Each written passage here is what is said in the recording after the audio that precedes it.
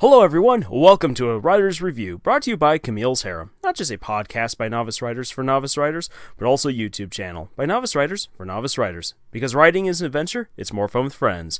Alright, it's review time for where we are in RWBY Volume 7. And, oh boy, I have some things to say. Are you ready for this? When did RWBY become a show that was so focused on shipping? What in the names of the two brothers has happened these past episodes? How did we get from this? I don't want you to stop. I want you to slow down. We don't have the luxury to slow down. It's not a luxury. It's a necessity. The necessity is stopping Torchwick. And we're going to. But first you have to sit down and listen to what I have to say. To this! I'll tell you how we got here. Shipping! Okay. Ship what you want to ship. We've discussed this on the channel before, and we'll definitely be discussing it again, believe you me. Shipping itself isn't really the problem. It becomes a problem, however, when good writing and reasoning just fly out the window. And here's where it is especially annoying. RWBY has now written themselves into a dangerous corner. You see, even with the awkward events and the ham-fisted dialogue of episode 6, RWBY could still very well be pulling our legs. Bumblebee might not even happen, which would enrage an entire section of the fanbase. And if it does happen, it will still tick off a huge section of the fanbase. Why? Because the story and the characters have been sacrificed to ship tease. Fellow YouTuber Hero High had a fair point in saying that Blake and Yang's characters aren't who they once were. And as I reflect on it, I really have to agree. Blake was intelligent, stoic, a budding leader. She had just gained a serious confidence boost and has dealt with a lot of trauma and has had to make some hard decisions. And when we look back at Yang, she is a feisty firecracker who loves a good time and joking. Fought literally crippling depression, has undergone tremendous growth, and has often acted as the backbone of the entire RWBY team. And what are they now? Reclusive, silly girls who have become angsty the moment anyone tries to get in between them. And there is nothing, I repeat, nothing to justify this. In fact, all of the stuff that they've gone through, as Nora herself points out, should be leading them to have an open and honest conversation that we can see. They belong in the team, not apart from it. Where did this radical change in personalities come from? Defeating Adam wasn't endgame for them. It was just a step in the right direction. Effectively, we no longer have the two gals that I've been rooting for since Season 1. They've been replaced by bad fan fiction versions of themselves. But it goes beyond that. You see, Nathan and I had 3 long discussions with each other after the most recent episode aired, and we determined that so much of what all the characters have become, not just Blake and Yang, have drastically shifted, and with very little reason as to why, and all since this season has begun. We've both agreed that it feels like seasons 4 and 5, with all the character development that they gave to characters like Nora, Ren, Jean, and RWBY, should now just be counted as throwaways. And especially Blake's arc might as well have never happened at this point. Like, she is totally regressed. And by the way, where the heck is Sun in all of this? Like, he's just kind of, woof, well, that was a thing.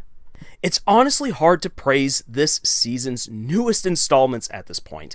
The relentless ship-baiting continues to eat away at precious time, causing what should be the central story to flag as a result.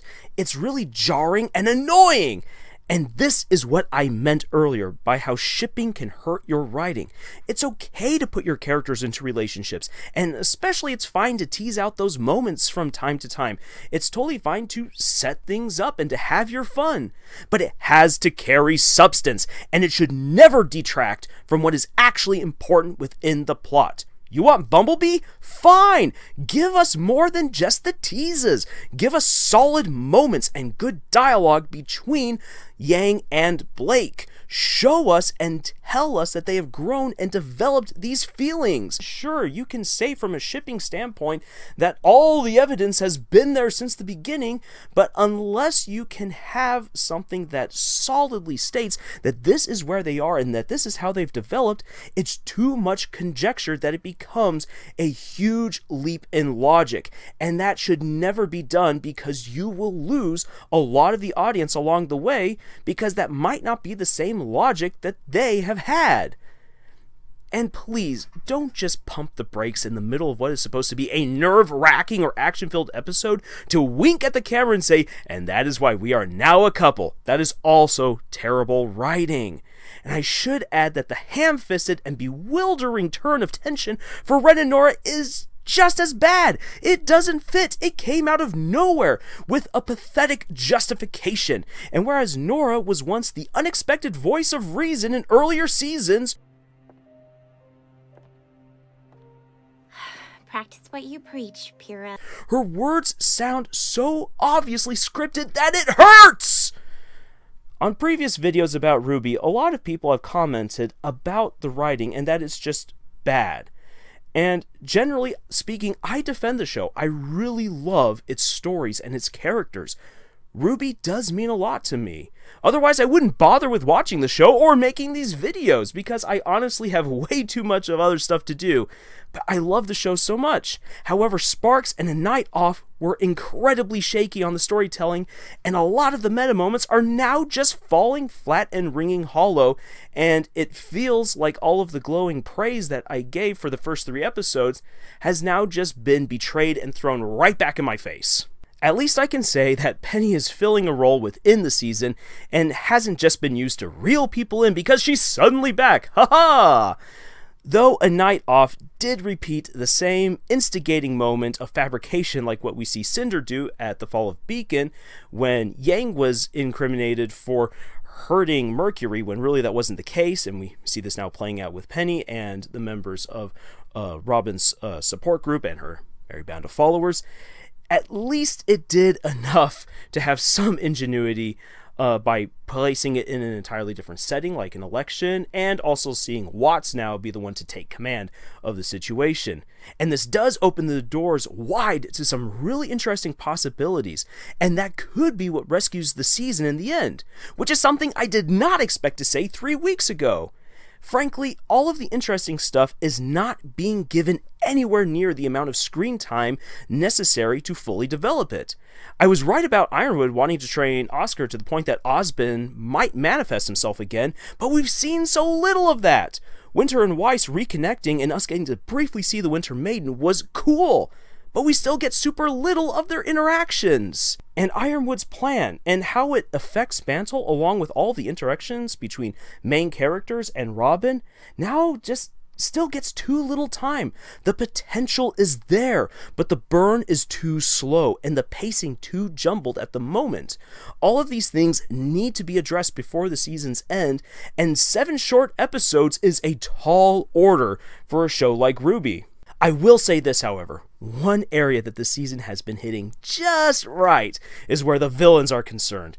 Tyrion's deranged personality is the perfect spark to Mantle's powder keg, and Watts' mysterious history was deliciously teased out in his brief interaction with Weiss's father, and the Schnee Patriarch is just full of excellent vitriol and low blows. I'm going to love Jacques' comeuppance when it finally arrives. Oh, believe you me, I have not wanted to punch someone's mustache off so hard before. And what is wonderfully terrifying to watch is how Atlas and Mantle are completely at Watts' mercy. And the fact that he is taking his time to carefully peel apart the fragile equilibrium in both cities is great, because it builds up tension and slowly raises the stakes as we are still left wondering what his big plan is. This right here is excellent writing. A Night Out ends with a potentially good cliffhanger with the city being attacked by the Grimm. I would love to see it where Mantle can no longer hold back the Grimm and it becomes a fight for survival within the streets. But chances are that we won't actually see that, but instead we will get Robin and her band carrying out reprisal attacks against Atlas, further empowering Jacques and his rhetoric even further. It'll hopefully be the conflict that takes now center stage for the next couple of episodes, whatever it be, so that the tensions can continue to run high. I still have high hopes for the 7th season, though, because it opened up fairly well, and there is a lot for it still to do. But it needs to get its act together. And because I have spent a good portion of this video ranting about the shipping in these episodes, I am going to hold myself to this. You can expect a video from Camille's Harem that will finally cut to the quick about shipping and its place in fandoms and storytelling. The truth must be told! And until then, please feel free to comment down below about your thoughts on the current season. I would love to hear them. I would love to have a dialogue going with other people who have watched this show, because there's frankly quite a lot to be talked about. Maybe even some things that you need to rant about, that you need to get off your chest, and believe you me, I am here to hear them, because as you've heard in this video, I have my own complaints and my own worries. But in the meantime, while you're doing that, please also go check out our other RWBY-based videos if you haven't already.